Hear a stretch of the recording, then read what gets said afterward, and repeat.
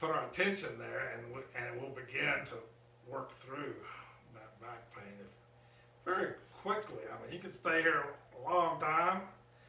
You know, my Alexander teacher said she does this 30 minutes every night. You know, and I've done that. It's fantastic. You know, me, I do it about 6 or 7 or 8 or 9 minutes whenever I get around to it, and it's fantastic. Best thing I could ever do. But whatever, as much as you can get into it, you get into it.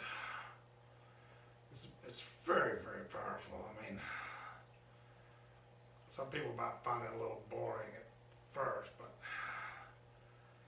this is your life, man. As Trumper just says, you gotta look at your life. This is your life, and you need to look at it. If you got any back pain, or not just back pain, but if you're not enlightened yet, let's look at it and see where the tension is and let go of some of that stuff and work through it. People hold on a lot of tension in this psoas muscle.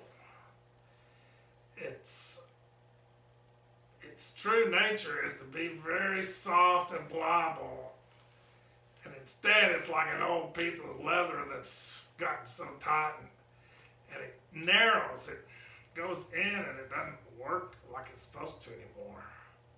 It's supposed to, this hip is released backwards and the psoas is opened up and widened, and then everything just starts to work, but we're not working. But you know, the best thing you can do is just sit here. And one symptom you're going to have is that your lower back has got this arch and won't flatten out. Part of what you can do here is let that psoas release, let those hips release, and then the lower back will just flatten, and it becomes very nice. There's a million other ways to do this. I'm going to fall off this table if I do too much, but this is a really nice thing to do, real slow.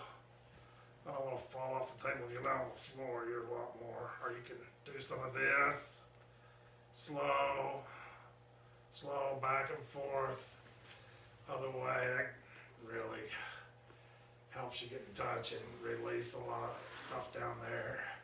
This is a nice one. You just gotta get this leg balanced, and then just up a little and back a little and up a little and back a little. Just off the center here a little bit and off center there.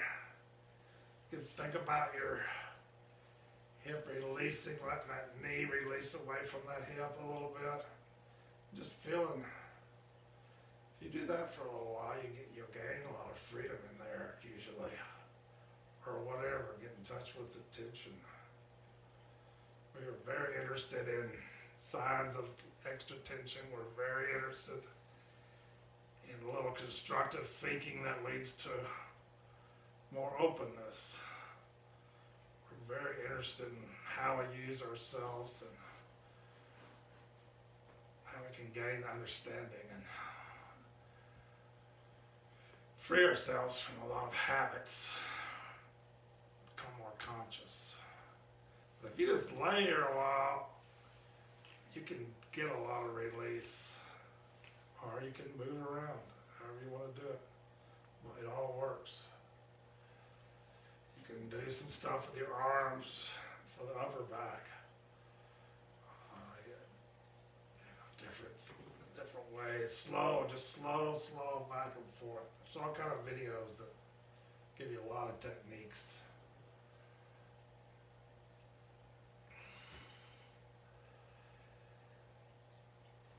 You know, the breathing, you can make it more about the breathing. I mean, at some point the breathing's going to be in there, but it's your breathing that's going to open things up as well. A lot of times I start with just feeling the tight places, and at some point the breathing's such a big topic, huge topic, but you can really do some good work with the breath.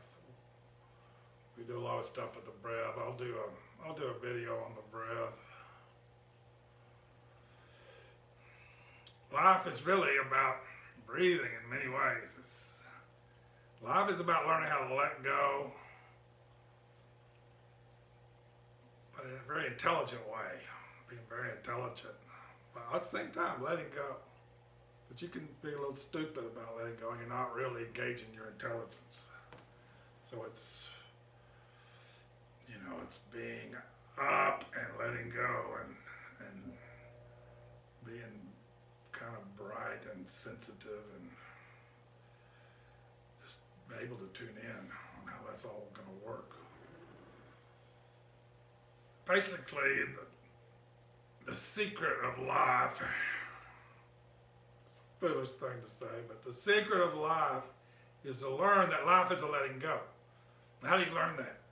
Well, you really learn that life is a letting go on the out-breath. Life is a letting go on the out-breath. That's what it is. So train in a million ways. Train however you want to do it. Train with your brush. You paint on the out-breath, a letting go on the out-breath. Train with your sword. It all happens with a letting go on the out. Train with your bow and arrow. It really happens with a letting go on the out-breath. Every movement happens with a letting go on the out-breath. Everything happens with a letting go on the out-breath. Wash your dishes. It happens with a letting go on the out-breath. You don't know this yet, but you could learn it. It's not terribly difficult. That's what these Zen guys are doing with that rake in the garden. They're learning to move with a letting go on the out-breath. And they're not doing too much else, They're learning something which they didn't know before. It ain't that hard to handle. And that's what our life is. Our life has a bunch of stuff. It's not that difficult to do, but we ain't learned it yet. But anything you do in your life, for something to be spiritual, it needs two things. It needs to be simple, and it needs to be repetitive. So something that's very simple and we repeat over and over, that's spiritual work. We think that's boredom, that's something I don't have anything to do with, but that's it. Think about it. Driving your car, it's Alexander all the way. Letting go. There's so many things, so many examples. Meditation. Couldn't be simpler, couldn't be more repetitive, and it's perfect.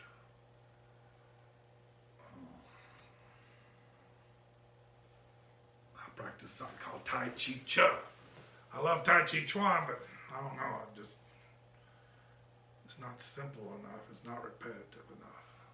Tai Chi Chuan is extremely simple, extremely repetitive. And we're just learning how to breathe here, essentially, or learn how to move in a way that we don't know how to move that way, even though it's so simple to practice, and we just don't know how to do it. I practice something called Qigong, You just stand there and breathe, and it's just like being here, but this is maybe a little easier for you. A little easier for you to handle this, handle the boredom of it. It feels good, it's therapeutic on your back.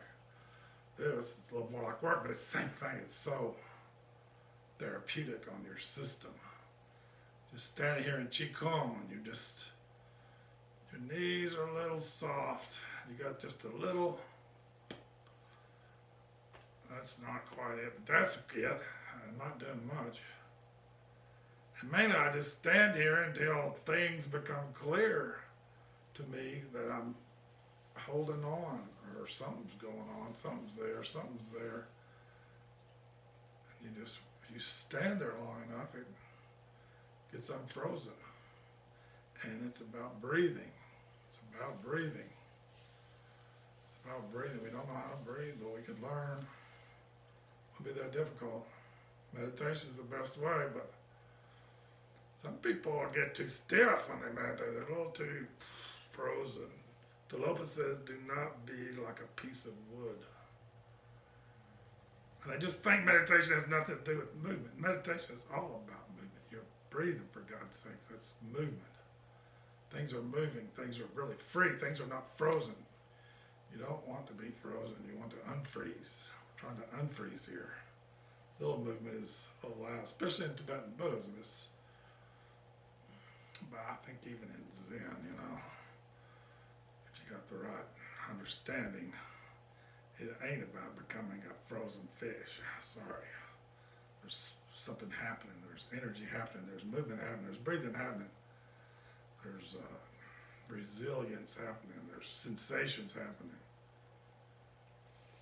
It's more knowing how that all works, what it means in different contexts. So anyway, that's a little primer on a constructive rest and maybe a few other little notions. Thank you very much.